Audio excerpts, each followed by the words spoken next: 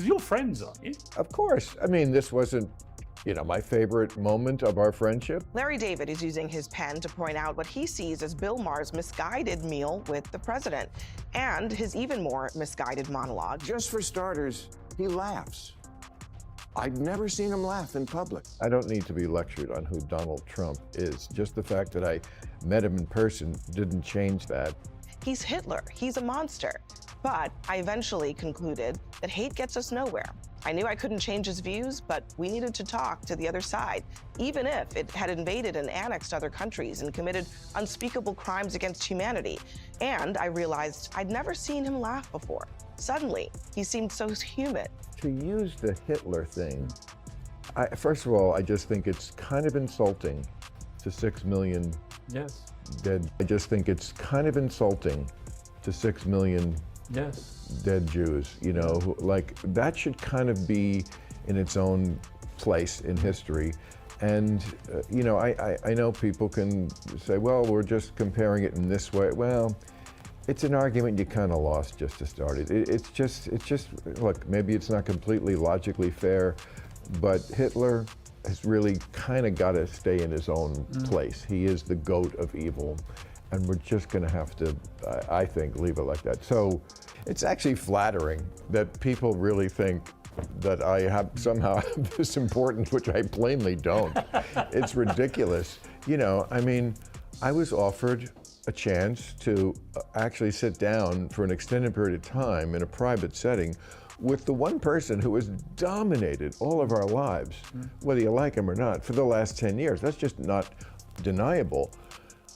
I took it. I can't imagine why anybody wouldn't take it. Just can I see the Trump adopterist up close? I'm going to get to see it, and then what the only thing that bugs me about it is they don't give me proper credit for it. And then I went back to my day job, tearing him a new asshole, and never stopped before the dinner, never stopped after the dinner, and during, because I said lots of things to him that you would think liberals would love that a guy said right to his face. You didn't win the election, and birtherism was vile, and what?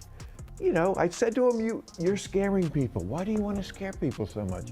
So I haven't changed at all, and the fact that it made so many people hysterical, not most people, by the way. I mean, I've certainly heard from zillions, and it's mostly very positive, but there are some people, sometimes surprising people. Larry David just made what might be the biggest mistake of his career, and now the entire GOP is jumping in, tearing him apart piece by piece.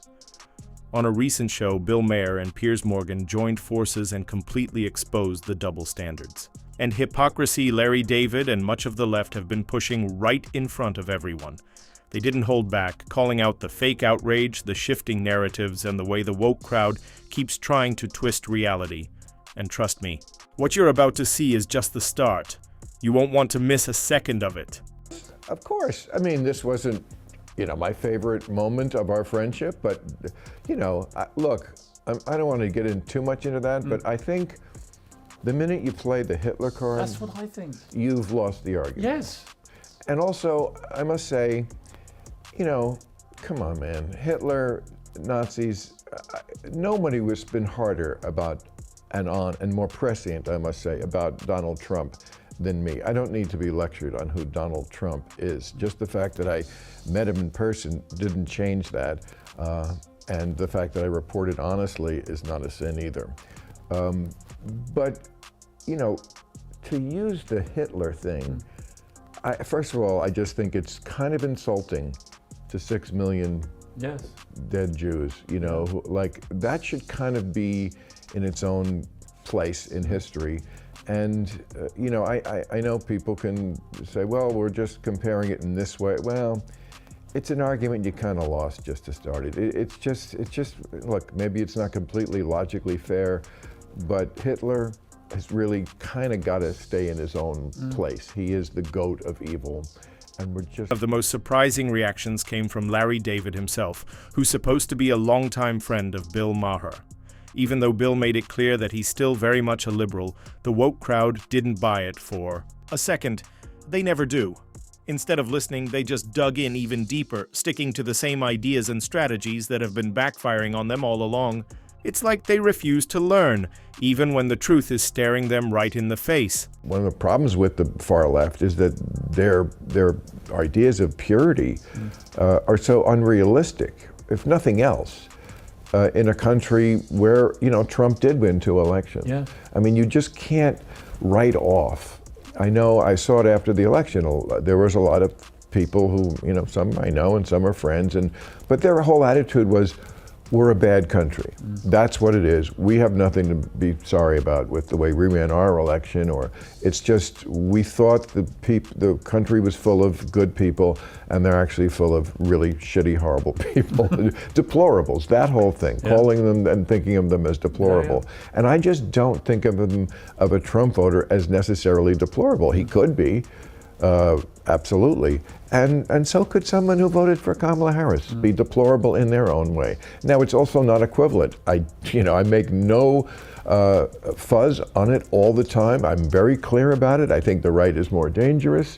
I think what's going on in this country is a shit show. I mean, shout out to my writers, because we have been as hard on Trump as we ever have. The stuff we do, I mean, if you think I'm the guy to avoid because I'm not going to be hard on Trump now, you're missing actually still, excuse my immodesty, the sharpest, hardest, funniest taking down of MAGA Nation and the right. And, the thing is, I'll also do it on the left but they're not in power now. So they're not getting as much from me, as they shouldn't. Did you hear from Trump after your monologue or after the dinner? I'm not going to comment on any of that. I mean, I'll take that as a yes. He's not my president. Yeah, both sides say that when they lose it. He's not my president. Well, you know what? I'm sorry, precious, but we don't get our own personal president in America. We have elections, and one guy wins, and he legit, I'm sorry, won twice. And by the way, the time he didn't win, I said to his face, you didn't win. Yeah. You'd think a liberal would love that somebody did that to the president. You'd think that would be like nothing for that? Nothing? I completely agree. It's crazy. I told you privately, and I've said it on air, I think you did exactly what you should have done. And this idea that you can't is indicative of the mindset, to me, of why the left has got itself into such a problem. And again, especially with Trump, because they don't seem to know how to take him on. Like, what I'm looking for is not someone that just screams at Trump all day and calls him Hitler, but somebody who actually presents a compelling argument to the American people of how it could be different. That is a compelling enough thing where they want to vote for them. My answer can just be summed up in 4 words. As opposed to what? Yes. As opposed to what is you don't have the court, you don't have the Senate, you lost the House, you lost everything. You lost everything with your stupid boutique issues and your insistence that Joe Biden was a handsome young triathlete who was completely capable of functioning for another term. So now and not having a primary, and so now you have nothing. You have nothing. I said it last week. It's that scene in the movie where they're having a gunfight and then click, click. Oh shit, there's no bullets. I've seen them. Sometimes they throw the gun at the person. Like they throw the gun because they don't have enough bullets. And just keep this in mind. Losing everything and having nothing left should be a moment to sit quietly and reflect, not scream at the people who actually have things figured out. But the Democrats just keep yelling at anyone in this country who still has a shred of common sense. Instead of learning from their mistakes, they attack. And that's exactly why they keep falling further and further behind. Totally agree. He's totally in the right to do it. And I loved his monologue. Even though I disagree with most everything he believes politically, he was right to do this and he was right to speak out about it. But this isn't about that dinner. It's about the next one, because this is the modern left. It's an attempt always to intimidate people into not ever doing it again. It's to silence yourselves or we'll do it for you. That's the purpose of this op-ed, so that the next comedian or the next person on the American left chooses not to speak to Donald Trump. This is all an effort to get people not to do what you just said, which is to talk to each other and our political leaders.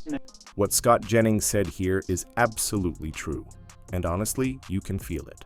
More and more people are waking up to the reality that these wokies aren't the ones who should be trusted.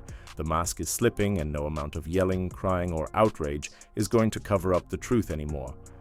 a Bill of yours for a while. We're on different planets, obviously, on the spiritual religious stuff.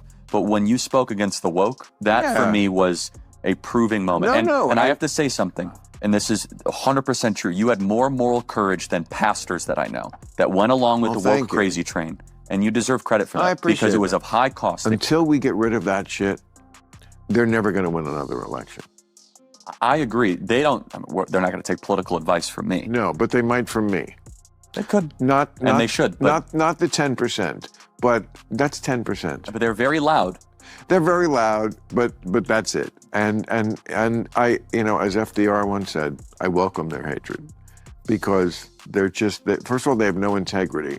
They don't ever present the full argument. They just cherry pick. I mean, everybody does it to everybody. So I'm not saying I'm unique here, but that is part of the problem of our discourse is that everybody just wants to forward their narrative. No one is really interested in the full truth. Just the truth. Just give me the truth. And that's the crowd I'm going for. Yes.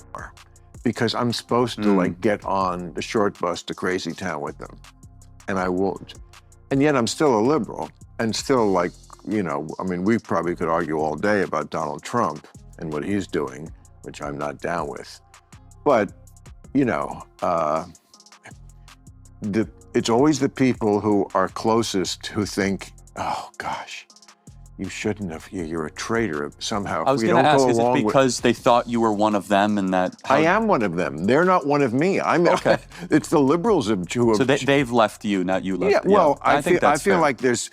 Liberal and woke are two completely different things. It was the theme of my last stand-up special that I just did a few months ago. And it's basically... it wasn't the whole special, of course, but it was a large part of it devoted to that, to proving that case that, what liberals believe, woke is something completely different. It's very often the opposite of it. Liberalism is, let's live in a colorblind society. That's the goal. Woke's goal is, we see race everywhere. Race obsession. Yes. Okay. So that's not liberal. You changed. Liberal is, they're a two-state solution. Woke is river to the sea. Okay. So just don't take my word and say you're that. You took this and took it to... You got off the F train, you fell asleep, and you got off the 20 stops too far, and don't blame me for that. Thanks for watching. Let us know what you think about all of this down in the comments. We'd love to hear your thoughts. And if you enjoyed the video, don't forget to like and subscribe. There's a lot more coming soon.